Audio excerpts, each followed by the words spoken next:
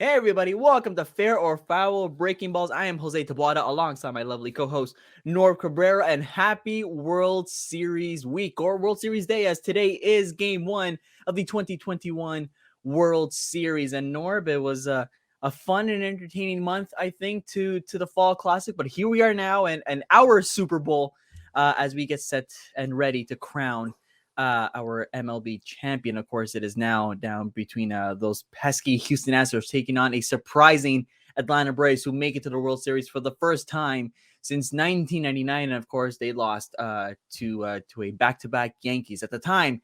Back-to-back Yankees before they hit the three-peat the year after.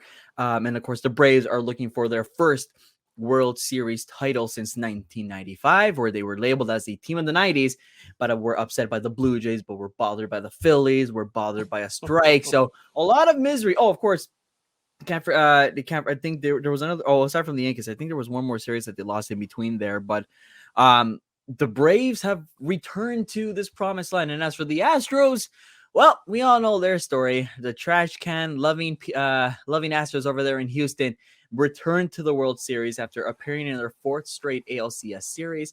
This is their first World Series since 2019, since of course they lost to the Washington Nationals in 7 games. And Norb, let's talk about before we get to the actual World Series, because again tonight is Game 1 of the World Series, which is always an exciting time. I think it's fair to talk about the lead up to the World Series, and of course when we last spoke, we had the crazy American League wild card race, which of course ended up with New York and Boston getting the job done on day 162, eliminating the Blue Jays, eliminating the Mariners, which of course I'm still not over, but here we are. And of course it all led to here. So your thoughts on all of October, leading up to tonight. To be honest with you, my friend, this has been like one of the most exciting postseasons I've ever seen in my life.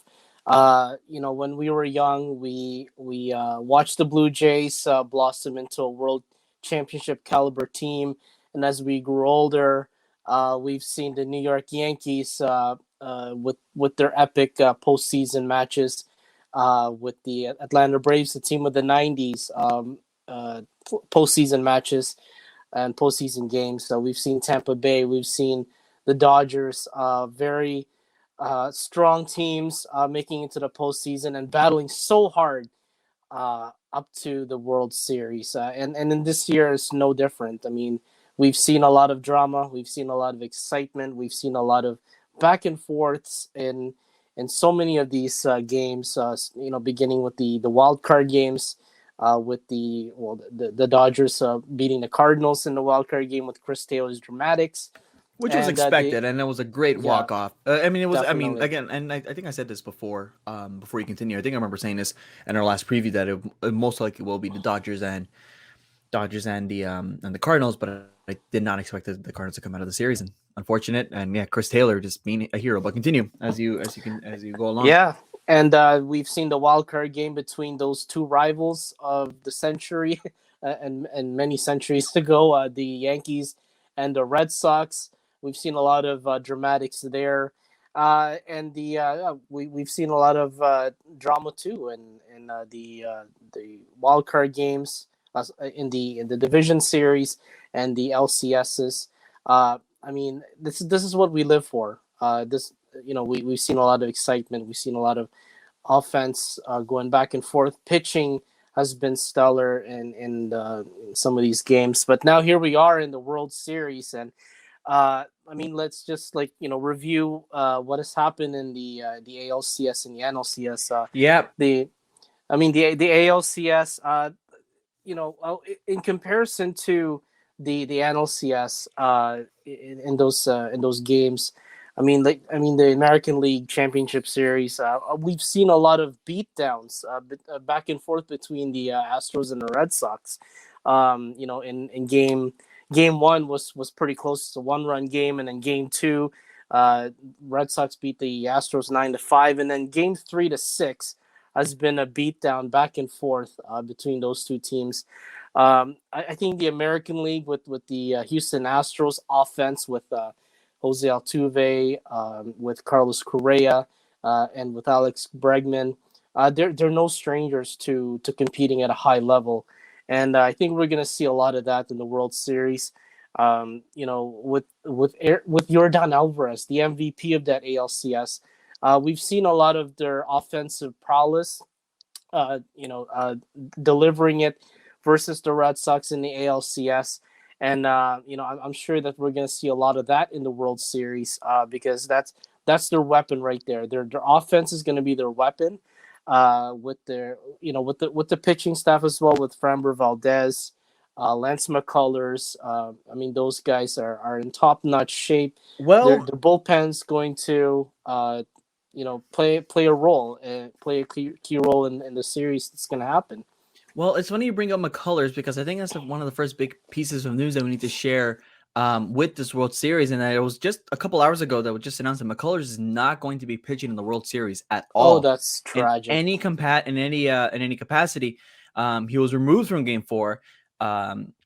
With forearm pain, and then ended up being a strain, which of course kept him off the rest of the ALCS. Oh, that's And sad then to hear that. the injury is going to be about a 6 to 8 week recovery before there is no damage. And of course, all this reported by Alden Gonzalez of ESPN. And then of course Chandler Rome as well, backing that up. That's a huge loss for the Houston Astros, who relied on somebody like that. And of course, even in the regular season, 13-5 with a 3.16 ERA and 185 strikeouts. And even during the division series, only one earned run in 10 2/3 innings. It's a piece that they could really use. And so, your thoughts on the Astros losing such a key piece for the rotation into this crucial series? That's devastating. I had Lance McCullers in my fantasy pool throughout the year, and he was pitching well. It's just unfortunate that he's going to go down with an injury. I mean, we've seen a lot of injuries already in the postseason, especially for the Dodgers, losing a lot of their key guys, especially Max Muncy, Max Scherzer not able to pitch in that Game 6 that game that they needed to win.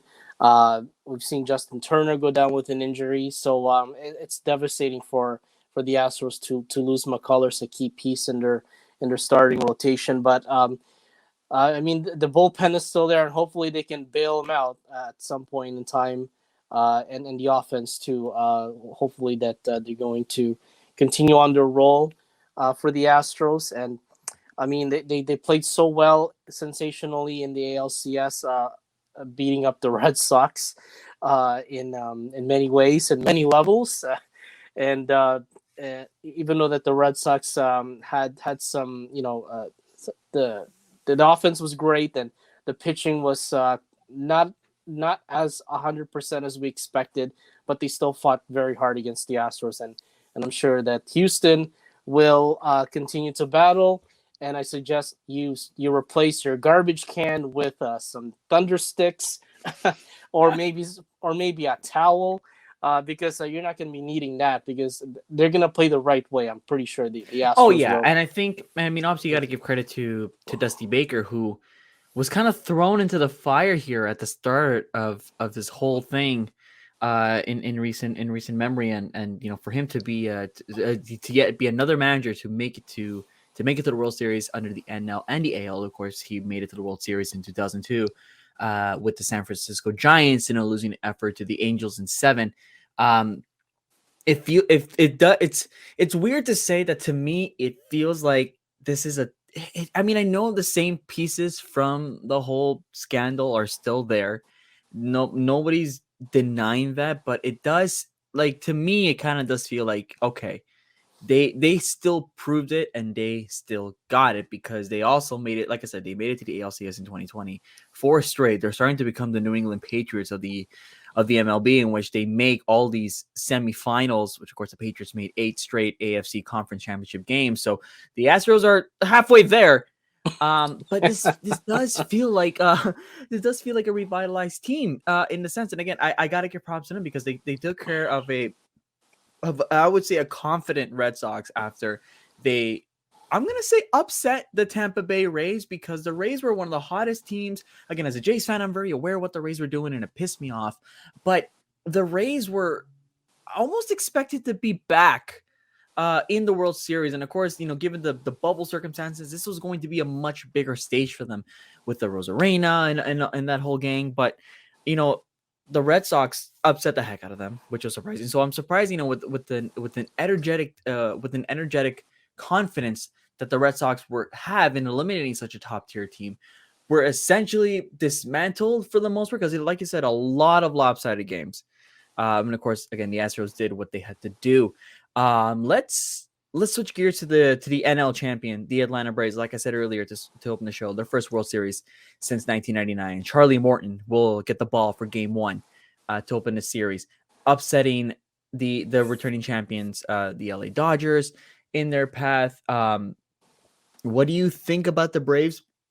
And you think this team, who lost Acuna earlier in the season, midway through the season, and made it without their superstar, do you think that they can pull what essentially may feel like an upset, given that I presume that the Astros are the heavy favorites going into the World Series? Well, we talked about the Astros' offensive prowess, and now that we're going to talk about the heart and hustle of the Atlanta Braves, they really they really had to pull through each and every game to beat the mighty Dodgers, because it was not very easy. There were a lot of one-run games and a lot of close games between the Dodgers and the Braves. I mean, Game 1, let's just run it down. The Braves won 3-2 with that game-winning RBI. The walk-off in the bottom of the ninth, and then again in Game 2, 5-4 for the Braves. Another walk-off victory. I mean, Austin Riley and Eddie Rosario really contributed to that. They were the heroes of the first two games.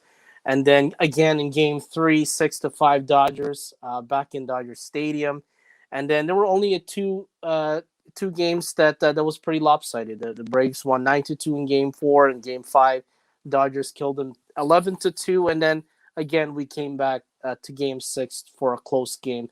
I mean, that just goes to show you how it feels like the Minnesota Twins and the Atlanta Braves of the 1991 World Series, exchanging victories and exchanging wins and losses.